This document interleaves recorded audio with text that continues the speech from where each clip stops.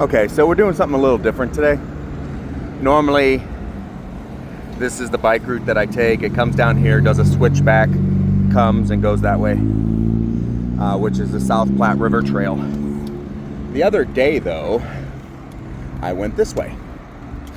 I am going to put it in pedal assist because I'm heading uphill a little bit. So pedal assist 1, just give me a break. There is no trail on the other side of the road, which is why we're on the sidewalk here. And this is a 2-lane side versus the other side, which is a 1-lane side. So even if we had to get off the sidewalk, which we will, there's room for people to get out of our way, versus if we were on the other side, there is not.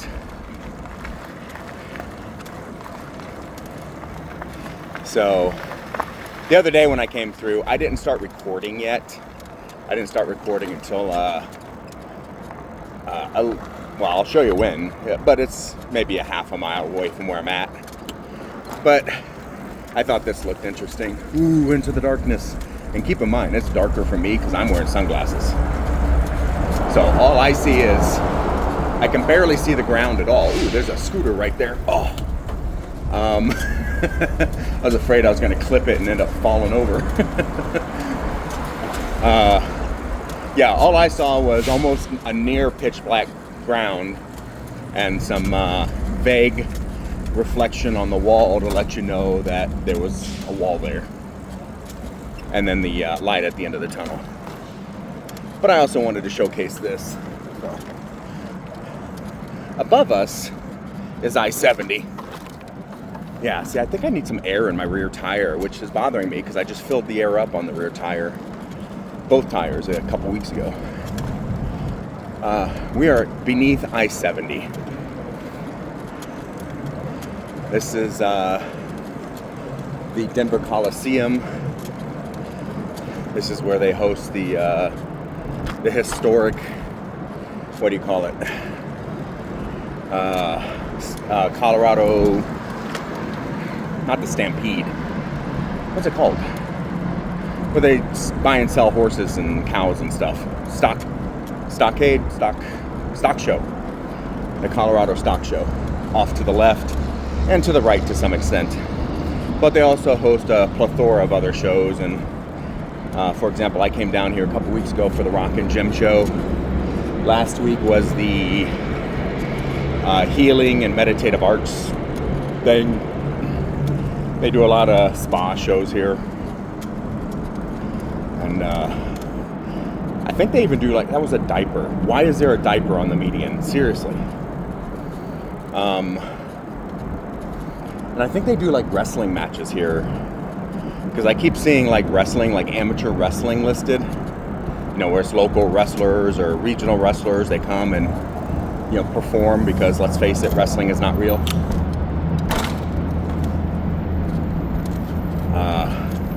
But they'll do that here too. And I think today is the first day of the Tattoo Expo.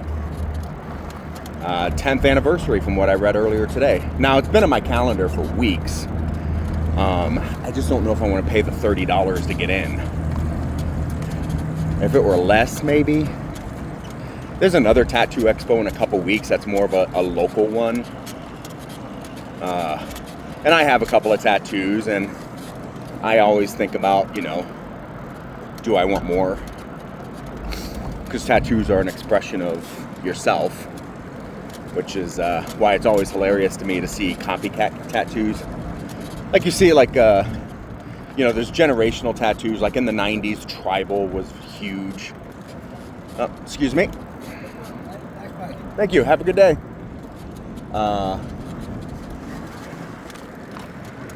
Tribal was huge, whether it was an armband or a chest piece or, you know, a back tattoo or whatever. So, and here, the other day when I started recording, I started in front of this building on the left here, the colorful one. And I believe that is the thumbnail for YouTube, so you can go find it. But it's these old historic buildings, because this place has been around since the 19th century. But we'll go straight here for a little bit. We'll cross a bridge. We'll cross into the other side of the neighborhood. and just kind of explore a little bit more. I was just looking for something that was different. Again, I like to do the exploration stuff. Oops, can we make it? Can we make it? Can we make it? Ah, we made it. Whew. And I may have to, I'm wearing different shorts today, my gym shorts, and the pockets, my keys are flopping around pretty bad, so I may end up stopping to put the key in my waistband or something.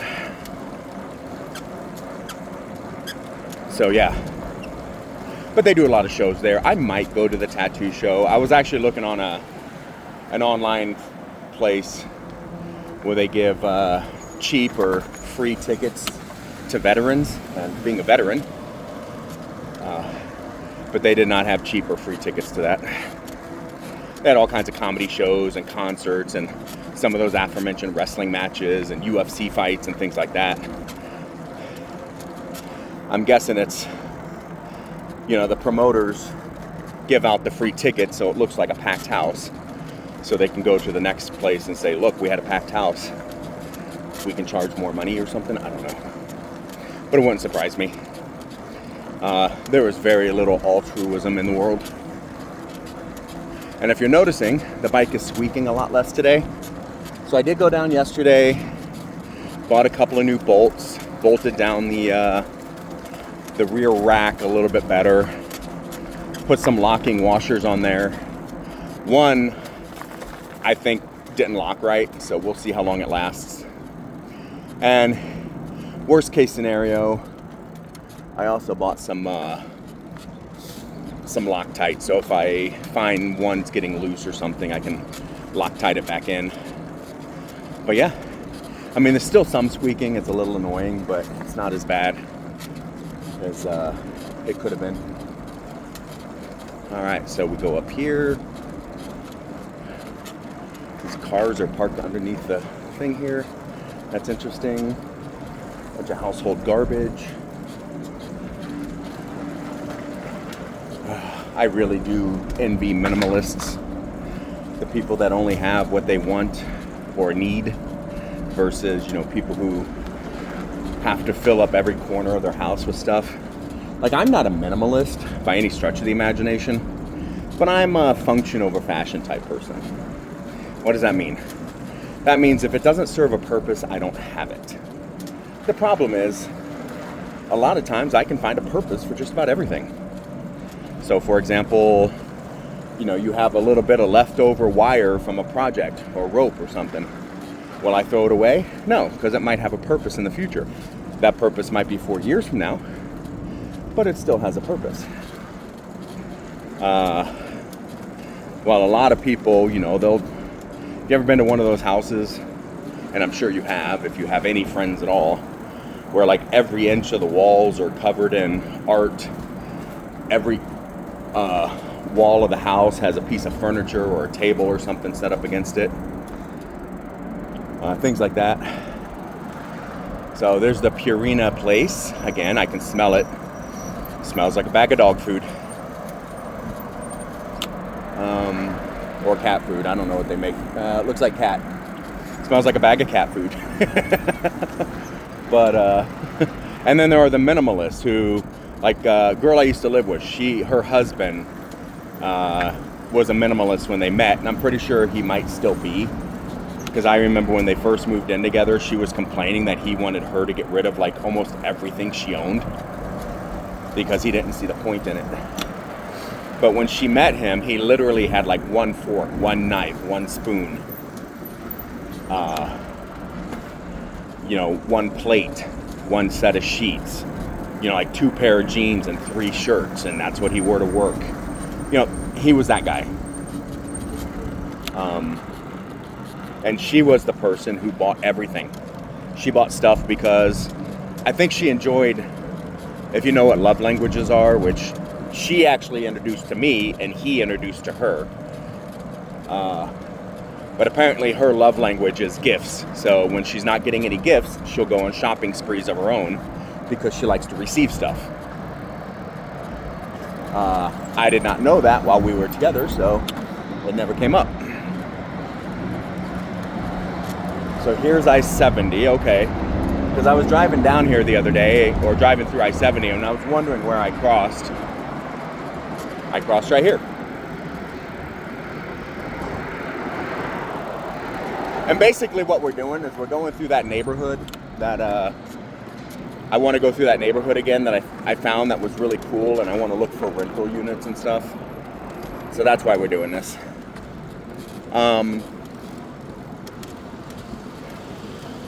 Yeah, so I don't know if she still has a buying issue, because we haven't lived together in like 7 years, 6 years, 7 years, something like that. But I also don't know if she, if he's changed, if he's allowed her to have stuff, because I remember him throwing a fit. I was over there, I was helping him move and stuff, and I helped her pack up and, went to the new house and helped her, was helping her unpack, and he was throwing a fit about all the crap she had. But he's also very controlling. Like, he figured out she likes gifts.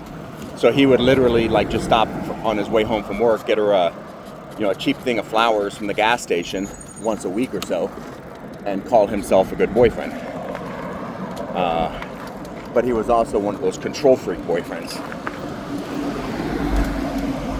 I remember being over at their house one day.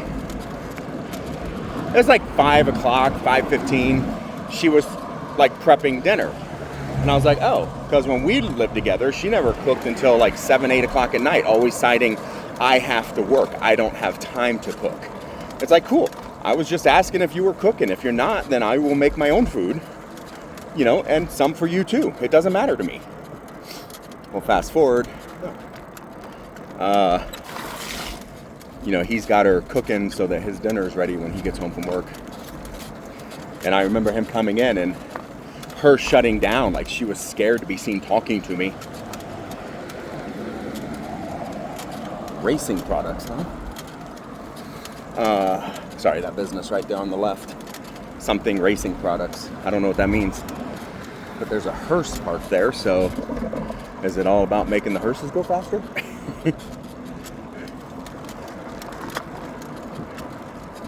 But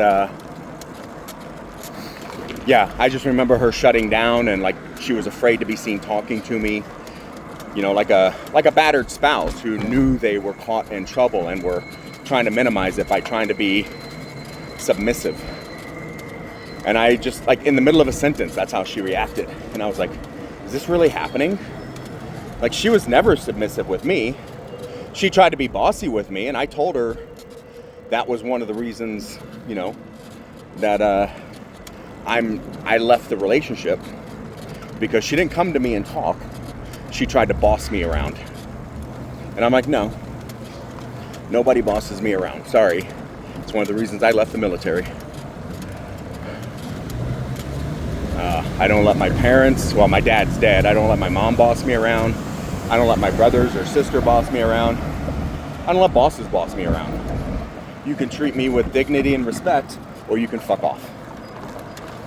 And you can quote me on that. I can't tell if they... Yeah, well, we're gonna go. I don't think I'm on the right road. Okay, I know where I'm at. I think I went down a few blocks last time, because here's that York Street Yards off to the left. And I remember coming back from the east. I had to go west to get there, so... Yeah. Oops. Oh well. I was gonna say, none of this looked vague, familiar. But yeah, I think that's what happened. I took that trail right there on the left. And it turns out you have to go all the way past the yards in order to cross over into the yards, and which I'm about to do. I want to ride over there real quick. Only because there is an organization over there that rhymes with VA. I want to see what I need to do to bring in some donations for needy vets. Because I have a bunch in my truck. I took to a... Hi puppy, what's up? I took him down to Well, I actually brought him down to the building I'm staying in, the low income building, thinking, you know, this is low income. I have a lot of clothes that, you know, since COVID, I got too fat for, or especially since COVID, I got too muscular for, and I can't fit in them anymore. So I was like, you know, these are some people that only have 1 or 2 pairs of clothes.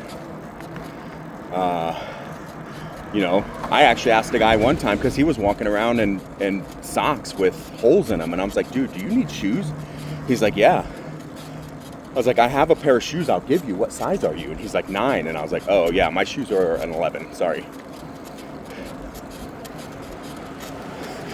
Pardon me. Not to brag, but I'm extremely average sized. So, but yeah, so there's the bakery. Oh, hey puppy, what's up? Hi. Dog sitting in the back of the truck. One row over is a restaurant for dogs, like a dog-friendly bar.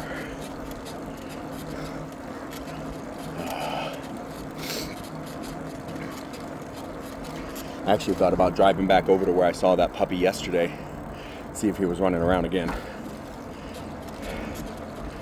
But I decided, as long as he's safe and healthy, I have no problems.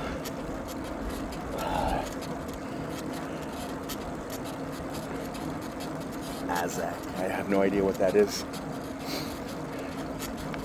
But yeah, so, and I think down here we get to Rivian. Toyota bus thing. You don't see a lot of those anymore. Living Saloon, is that what it's called? Yeah, Rivian.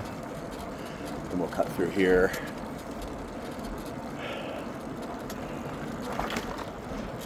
Whew.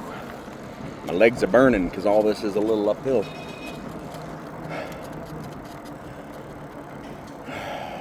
And that one's on for some reason. You saw the blinking headlights. Somebody turned it on. And that is a terrible color for a Jeep, but you know, teach their own. We went that way last time. I think I'm just gonna go around this way just because you guys haven't seen it yet. I've driven around here before. My very first time coming through here, I was in my truck and drove around and checked it out. That yellow topper in front of us is recycle. I really wish the building I lived in recycled, but they don't. Now I have to save up my recycling and take it to either a friend's house. Oh, there's a puppy in that car too. Hey puppy. I mean, it's not terribly hot for a dog, but you know, if you're gonna have your dog in your car and there's plenty of shaded parking spots to the left, park in the shade. So, but yeah, I talked to the staff of the building a couple of times, wondering if I could donate some of these clothes, and they always said, "Oh, we don't know if we can do that. We don't know if anybody can sort through it. We don't know. We don't know. We don't know." And I finally got tired of asking, and I was like, "Fine, you know, I'm a veteran. I'll take it down to the veterans office and see if they want them." And I know they do, because like I said, I did some paperwork in this office one time because it was closer. And they do have a whole donation thing there. They're like, yeah, take whatever you need. And I'm like, well, I don't need any of that. Plus, because of the size I am, again, you know, average, but big. There's a little park over there. Hey, puppy. Rad power bikes. They're on the other side. I don't know why they're parked there. Lots of recycling things over here, though. Maybe I'll have to sneak in one day and come, you know, with my truck and visit the veterans and drop my stuff off in a recycling bin. But yeah, because this is the veterans building here with all the vehicles. Stop. Do not enter. Private driveway. All right.